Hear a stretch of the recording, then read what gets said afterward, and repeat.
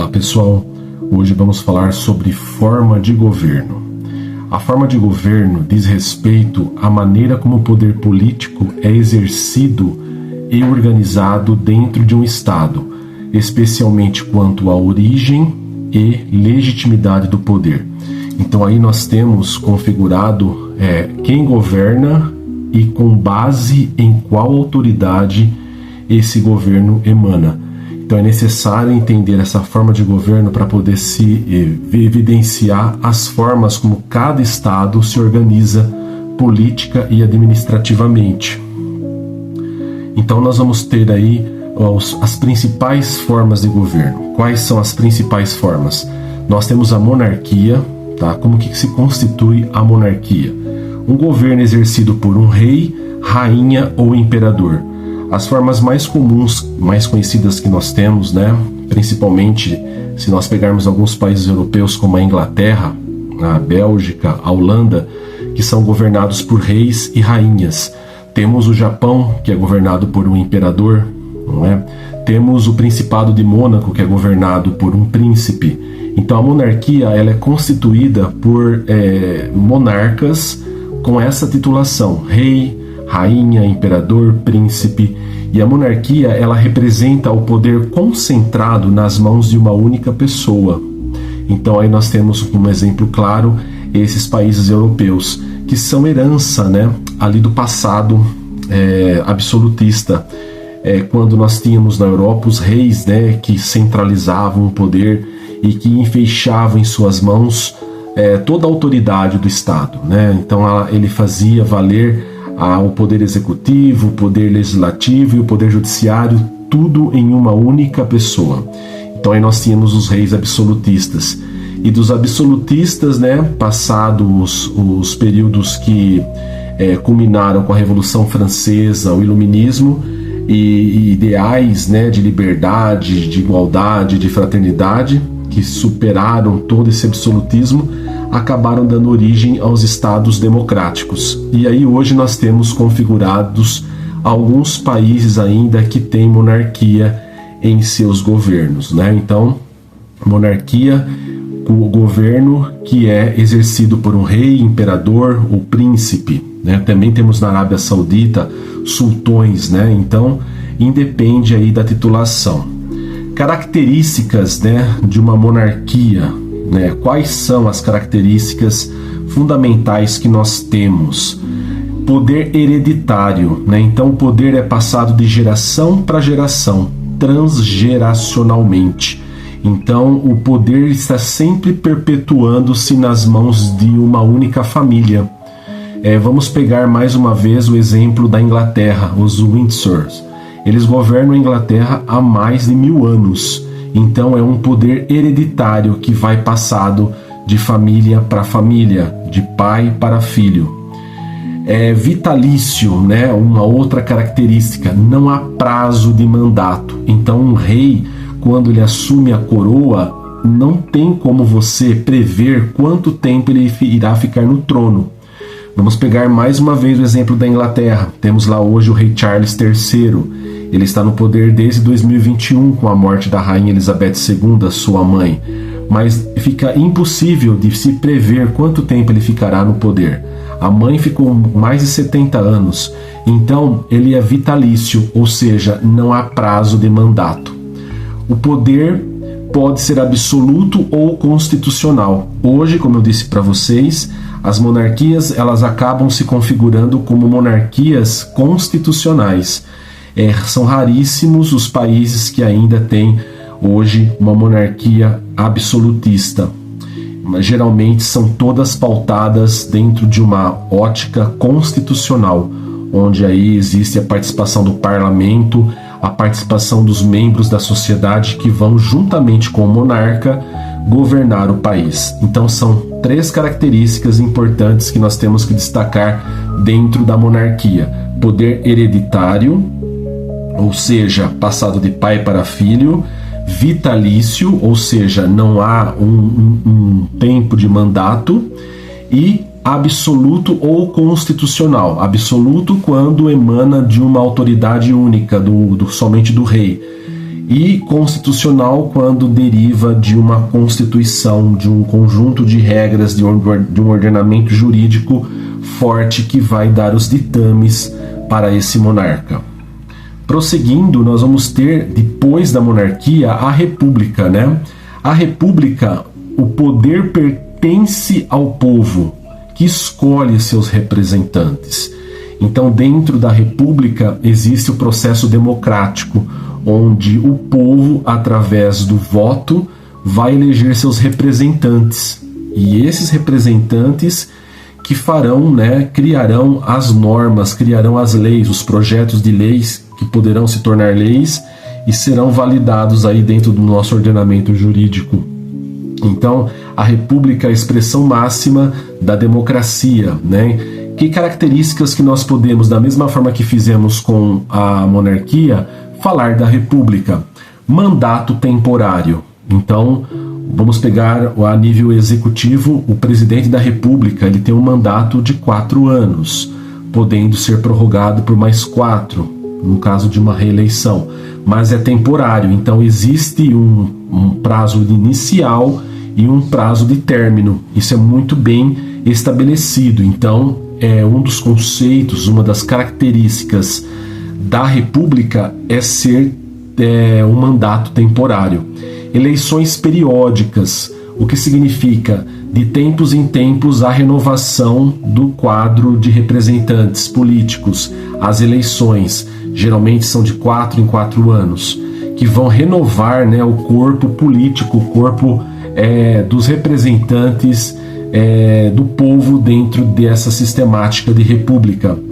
E eles também têm a terceira característica, que é a responsabilidade política. Uma responsabilidade política por seus atos. Então, eles, com o mandato, né, que é conferido a eles pelo voto, pelo povo que lhes delegam o poder de representá-los, então, com isso, em contrapartida, haverá aí uma responsabilidade política desses governantes, o que diferia da monarquia, que não existia essa responsabilidade política. Então, passando um pouco mais para frente dentro das formas de governo, nós vamos citar um pouco Aristóteles, né? E Aristóteles preconizava, né, as formas de governo, e que ele chamava de formas típicas de governo. Então, nós vamos ter aí, primeira, a forma pura, que visa o bem comum. Para Aristóteles, a forma pura, ela vai visar o bem comum, que é o cidadão de bem, que é o político que quer o bem-estar coletivo, que é o representante político que não quer um enriquecimento próprio, mas ele quer o bem geral do povo. Então, dentro dessa forma pura, né, que ele preconizava aí, onde haveria a questão do bem comum, ele colocava a monarquia como governo de um, né? Ou seja, um soberano governando. A aristocracia, para ele, governo de poucos.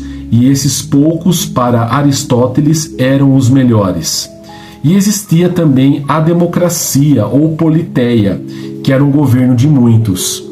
E da mesma forma que ele estudava, né, as formas puras, ele também citava as formas impuras, que eram aquelas onde os políticos visavam somente o bem próprio, né?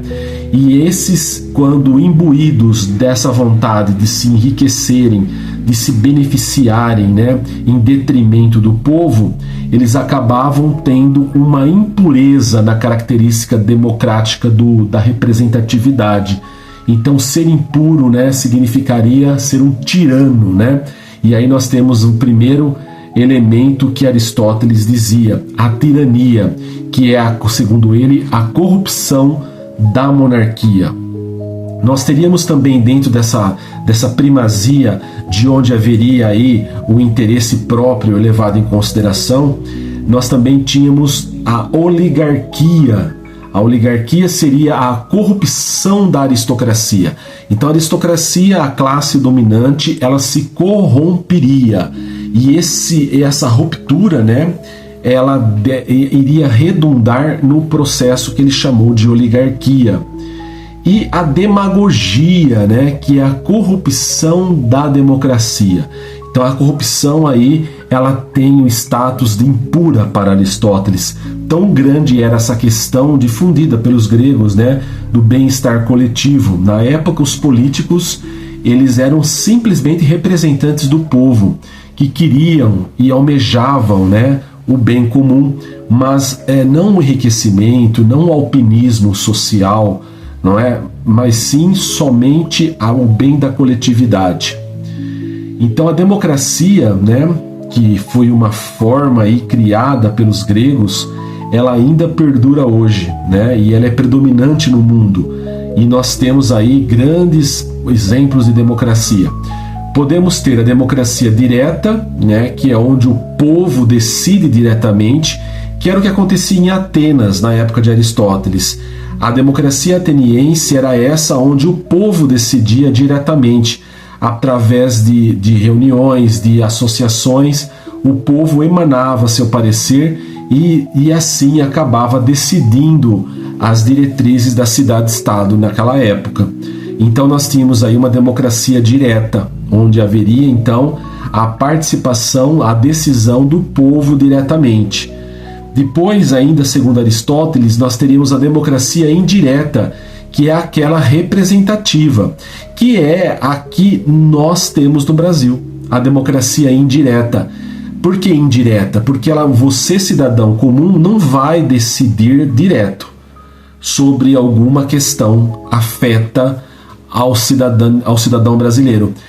Pelo contrário, você, seremos representados por entidades, por pessoas políticas, por políticos que estarão lá nos representando. Então, essa representatividade, ela tem o caráter de ser indireta, porque vai ter um intermediador entre o Estado e o povo, que é o representante. Exemplo claro, o Brasil. Nós temos ali uma democracia, sim, porém indireta, porque ela é feita de forma representativa, através daqueles representantes que nós, em eleição, elegemos. Também temos a democracia participativa, que é uma mistura das duas, né? É uma mistura tanto da direta quanto da indireta, e onde vão se notabilizar aí as figuras dos plebiscitos, dos referendos, onde as pessoas decidem e dão seus pareceres através dessas formas de representatividade, como o plebiscito e o referendo. Indo um pouquinho mais adiante, nós vamos falar um pouco sobre a evolução histórica das formas de governo, né? Como que elas evoluíram historicamente desde a Grécia até os dias de hoje. Na antiguidade, nós tínhamos as monarquias e aristocracias. Então o sistema era muito fechado, não havia uma possibilidade de transição de uma classe para outra. Então aí a monarquia e a aristocracia eram reinantes. Na Idade Média, né, na época do feudalismo, nós tivemos aí a figura das monarquias absolutas ou absolutistas, onde o rei enfechava em suas mãos todo o poder. Não havia nenhuma gerência aí de qualquer instituição ou de qualquer partido contrário às decisões do monarca. Então aí nós tínhamos as monarquias absolutistas. A Idade Moderna, né, que é onde surge o conceito de república. É na Idade Moderna que saem as repúblicas, que fomentam-se as formas de governo republicanas. E, na atualidade, nós temos a predominância da democracia.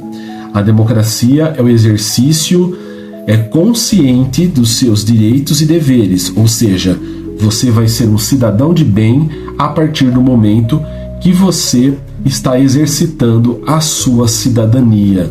Então aí nós tivemos uma evolução muito grande, né? De um processo que outrora era absolutista e agora é democrático. Mas de qualquer uma das formas de governo, seja monarquia ou seja república, há a necessidade primeira de se haver aí o reconhecimento das características peculiares de cada uma, que cada uma a seu tempo teve sua contribuição para a história. Então, fechamos por hoje a aula de formas de governo. Espero vocês no próximo encontro. Abraços.